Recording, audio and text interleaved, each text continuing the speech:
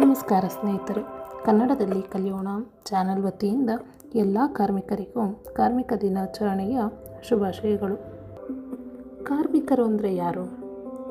ಕಾರ್ಮಿಕರಂದರೆ ಯಾವುದೇ ವಸ್ತುವಿನ ಉತ್ಪಾದನಾ ಪ್ರಕ್ರಿಯೆಯಲ್ಲಿ ಒಬ್ಬ ಮನುಷ್ಯ ನೀಡುವಂಥ ಶ್ರಮ ಅಥವಾ ಅವನ ಕೆಲಸ, ಆತನನ್ನು ಕಾರ್ಮಿಕ ಅಂತ ಗುರುತಿಸ್ತಾರೆ. ಕಾರ್ಮಿಕರಲ್ಲಿ ವಿವಿಧತೆಗಳಿದ್ದಾವ? ಖಂಡಿತ ಇದೆ.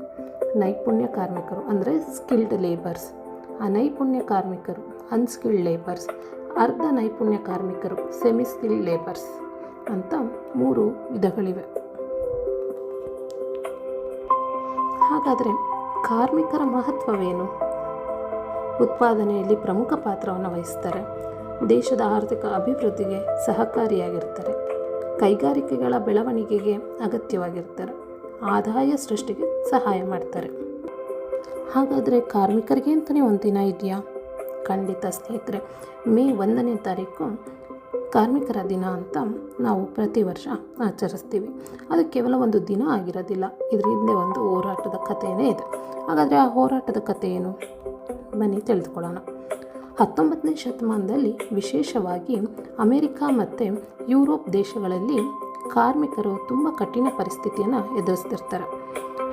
ಒಂದು ದಿನಕ್ಕೆ 12ರಿಂದ 16 ಗಂಟೆಗಳ ಕೆಲಸ ಮಾಡ್ತಿರ್ತಾರೆ. ಆದರೆ ವೇತನ ತುಂಬಾ ಕಡಿಮೆ ಇರುತ್ತೆ, ಸುರಕ್ಷತೆ ಅನ್ನೋದು ಇರಲಿಲ್ಲ. ಈ ಅನ್ಯಾಯದ ವಿರುದ್ಧ ಕಾರ್ಮಿಕರು ಒಂದು ದೊಡ್ಡ ಬೇಡಿಕೆಯನ್ನು ಮುಂದಿಡ್ತಾರೆ. ಏನು ಆ ಬೇಡಿಕೆ? 8 ಗಂಟೆಗಳ ಕೆಲಸ, 8 ಗಂಟೆಗಳ ವಿಶ್ರಾಂತಿ, 8 ಗಂಟೆಗಳ ವೈಯಕ್ತಿಕ ಜೀವನ. ಇದು ಕೇವಲ ಬೇಡಿಕೆ ಆಗಿರಲಿಲ್ಲ, ಅವರ ಬದುಕಿಗಾಗಿ ನಡೆದ ಹೋರಾಟ ಆಗಿತ್ತು.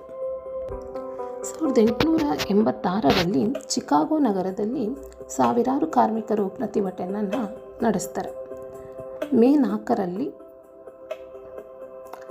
ಹೇ ಮಾರ್ಕೆಟ್ ಅಫೇರ್ ಅನ್ನೋ ಒಂದು ಹೋರಾಟ ಇತಿಹಾಸದಲ್ಲೇ ದೊಡ್ಡ ತಿರುವನ್ನು ತಂದುಕೊಡುತ್ತೆ. ಈ ಹೋರಾಟದಲ್ಲಿ ಪೊಲೀಸರು, ಕಾರ್ಮಿಕರು ಗಾಯಗೊಳ್ತಾರೆ, ಕೆಲವರು ತಮ್ಮ ಪ್ರಾಣನೇ ಕಳೆದುಕೊಳ್ತಾರೆ. ಈ ಹೋರಾಟವನ್ನು ಗೌರವಿಸೋದಕ್ಕೆ 1889ರಲ್ಲಿ ಮೇ 1ನೇ ತಾರೀಕು ಅಂತಾರಾಷ್ಟ್ರೀಯ ಕಾರ್ಮಿಕರ ದಿನ ಅಂತ ಘೋಷಿಸ್ತಾರೆ. ಭಾರತದಲ್ಲಿ ಕಾರ್ಮಿಕರ ದಿನಾಚರಣೆನ ಮೊದಲ ಬಾರಿಗೆ 1923ರಲ್ಲಿ ಚೆನ್ನೈಯಲ್ಲಿ ಆಚರಿಸಲಾಗುತ್ತೆ. ಇದನ್ನು ಪ್ರಾರಂಭಿಸಿದವರು ಶ್ರೀರಂಗವೇಲು ಚೆಟ್ಟಿಯಾರ್. ಇಂದು ನಾವು ಅನುಭವಿಸುವ ಈ 8 ಗಂಟೆಗಳ ಕೆಲಸ